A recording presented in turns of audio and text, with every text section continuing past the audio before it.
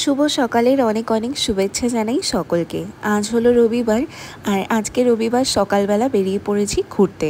দুজনেরই শরীর বেশ কিছুদিন ধরেই খুব খারাপ ছিল। আমার তো শরীর অনেক দিন ধরেই খারাপ ছিল, সাথে ওরও কিন্তু অনেক দিন ধরেই শরীর খুবই খারাপ ছিল। আমি তো পুরো বেড রেস্টে ছিলাম, এখন অনেকটা ভালো আছি আগের থেকে। আর ওরও এখন শরীরটা হালকা পাতলা একটু খারাপ চলছে। তো যাই হোক, আজকে একটু বেরোলাম আমরা দুজনে মিলে একসাথে একটু কেনাকাটা করতে। আমার আসলে অনেক কিছু কেনাকাটার ছিল, তো তার জন্য আজকে ঘুরতে ঘুরতে আমরা চলে এসেছি হলো খড়দাতে। তো খড়দাতে আমি এই দোকানটা একদম যেতে যেতেই আমার পড়েছে আর কি। তো একটা দোকানের খোঁজ করতে করতেই এই দোকানটাকে আমি পেয়েছি। আর তোমরা তো জানো আমি মাটির জিনিস কতটা ভালোবাসি।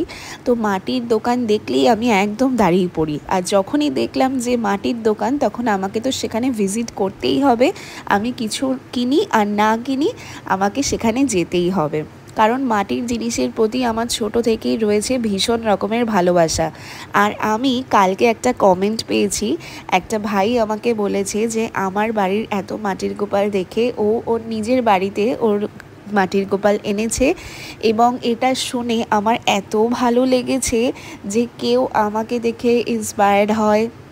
এবং এরকম অনেক মানুষ আছে যারা আমাকে দেখে মাটির গোপাল এনেছে, মাটির গোপালদেরকে বাড়িতে আনার জন্য অনেক চেষ্টা করে, এবং তাদেরও ভীষণ ভালো লাগে। তো আমার এটা ভীষণই ভালো লেগেছে ওর এই মেসেজটা পেয়ে। আমি ভীষণই খুশি হয়েছি। আর ছোট থেকেই আমার যেন মাটির জিনিসের প্রতি অগাধ রয়েছে ভালোবাসা। আর তোমাদেরকে একটা ভিডিওতে শেয়ারও করেছিলাম, আমার খুব কাছের একটা আন্টি আমাকে মাটির জিনিস বানিয়েও দিত ছোটোবেলায়, মাটির খেলনা মাটি হোক বা মাটির কিছু হোক। তো সেই থেকেই আমার ছোট থেকেই রয়েছে ভালোবাসা। আর আজকে এই দোকানে এসে তো আমি একদম চমকে গেছি এত জিনিসপত্র দেখে। আমি তো ভাবছি কোনটা ছেড়ে কোনটা নেব।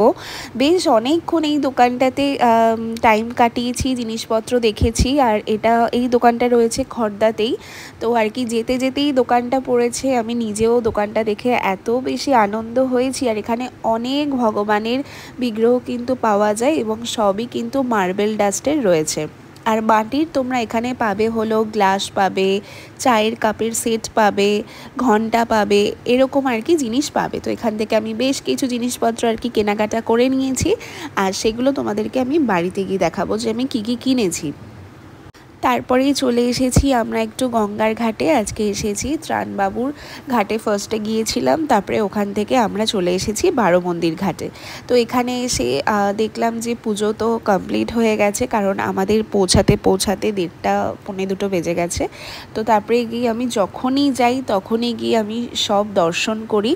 আর এখানে কিন্তু প্রচুর মন্দির রয়েছে শিবের, প্রায় 4-5টা কিন্তু মন্দির রয়েছে, আর খুব সুন্দরভাবে এখানে সাজায়। আর এখানে এত সুন্দর বসার জায়গা আছে ভেতরে, ভীষণই ভালো লাগে। আর আজকে কিন্তু প্রচণ্ড ভিড় ছিল, কারণ আজকে রয়েছে সানডে।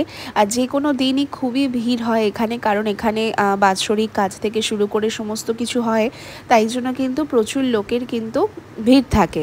তো ফার্স্টে গিয়েছিলাম ত্রাণবাবুর ঘাটে, ওখান থেকে তারপরে এসেছিলাম এই বারো মন্দির ঘাটে এসেছিলাম। আর কি অপূর্ব সুন্দর করে সাজিয়েছে তোমরা শুধু দেখো। আমি সামনে গিয়ে শুধু দেখছি এত ফুলের সুন্দর সাজসজ্জায় সজ্জিত করেছে, মানে দেখে আমার সরতেই ইচ্ছা করছিল না, এত সুন্দর সাজিয়েছে। মানে ভাবছি দেখে যে কি সুন্দর সাজটাই না করেছে, এত ভালো লাগছিল দেখে। আর আজকে বাড়িতে কিন্তু খুব সুন্দরভাবে গোপুসোনাদেরকে সেবা দিয়েছি। এই ভিডিওটাতে সবটা শেয়ার করিনি, কারণ ভিডিওটা অনেকটা বড় হয়ে যাবে। আজকে শুধু জগন্নাথ দেবদের সুন্দর করে আমি সাজিয়েছি, আমার জগন্নাথ, বলরাম, সুভদ্রা দেবীকে। তো সেটাই এখন তোমাদের সাথে শেয়ার করব। দেখো আজকে জগন্নাথকে আমি খুব সুন্দরভাবে স্নান সেবা দিয়েছিলাম, সেটার ভিডিও করিনি, ভিডিওটা যেহেতু অনেক বড় হয়ে যাবে তার জন্য। আর আজকে সবাইকে পরিয়েছি নতুন জামা। নতুন জামা বলতে এই জামাগুলো 1-2বার আর কি পরানো হয়েছে, তারপরে আর পরানো হয়নি গোপুসোনাদের। তো আজকে তাই আমার জগন্নাথ, বলরাম, সুভদ্রা দেবীকে আমি কিন্তু সুন্দরভাবে সাজিয়েছি। আর তার সাথে আজকে অনেক ফুল দিয়ে আজকে মিষ্টি করে সোনাদেরকে সাজিয়েছি। দেখো কত সুন্দর লাগছে সোনাদেরকে দেখতে, চোখ সরছে না, এত মিষ্টি লাগছে।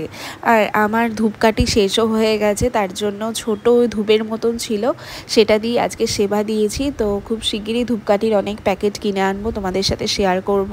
আর আমি একবারে বান্ডিল ধরে সেট ধরে কিনে আনি, তো খেয়ালও ছিল না শেষ হয়ে গেছে। আমি ভেবেছি হয়তো আরেক সেট ছিল, তারপরে গিয়ে দেখছি যে না, আরেক সেট নেই। তো আবার যখন আনবো তোমাদের সাথে শেয়ার করব, খুব শিগগিরই আমি নিয়ে আসবো। আর আজকে দেখো কত সুন্দর লাগছে সোনাদেরকে দেখতে, আর বাকি সোনাদেরকেও কিন্তু আজকে সুন্দরভাবে সেবা দিয়েছি। সেই ভিডিওটা আমি তোমাদের সাথে পরের ভিডিওতে অ্যাটাচড করে দেবো। আর আজকে যেই মার্বেলের দোকানে গিয়েছিলাম, মানে মাটির মার্বেল ডাস্টের যেই দোকানটাতে গিয়েছিলাম আর কি, ওখানে অনেক বিগ্রহ পাওয়া যায়। আর ওখান থেকে আমি এইগুলো কিনেছি, এরকম একটা ঘট কিনেছি আর কি। তোমরা তো দেখেছিলে আমি টাকা জমাচ্ছি গোপাল ভাঁড়ের ঘরটাতে, তো কিছুদিন আগে ওখানে পরিষ্কার করতে গিয়ে গোপাল ভাঁড়ের ঘরটা আমার হাত থেকে পড়ে যায়, এবং আমি তো টাকা জমাচ্ছিলাম, তো ওটা পুরো পুড়ে ভেঙে গেছে। আর ওটার মধ্যে আমি এতটাই টাকা জমিয়ে ফেলেছিলাম যে আর ধরছিলও না, মানে আর টাকা ঢোকানো যাচ্ছিল না। তো তাই জন্য আমি একটা বড় কিনলাম, এটার মধ্যে আমি ভালোভাবে টাকা সেভ করতে পারবো। আর আমার গোপুসোনাদের জন্য একটা মাটির জলের বোতল কিনেছি, যেটার প্রাইস নিয়েছে 100 টাকা। আর একটা মাটির ঘন্টা কিনেছি, যেটা নিয়েছে 90 টাকা। 100 টাকা প্রাইস লেখা ছিল, 90 টাকা নিয়েছে।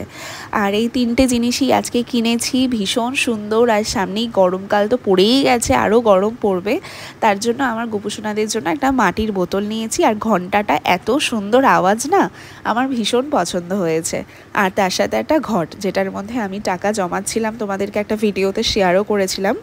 তো সেই টাকা জমাবো, তার জন্য একটা বড় ঘটেরই দরকার ছিল, কারণ ওটাতে নালে আর সম্ভব হচ্ছিল না, এতটাই ফুল হয়ে গেছিলো যে আর ঢোকানো যাচ্ছিল না।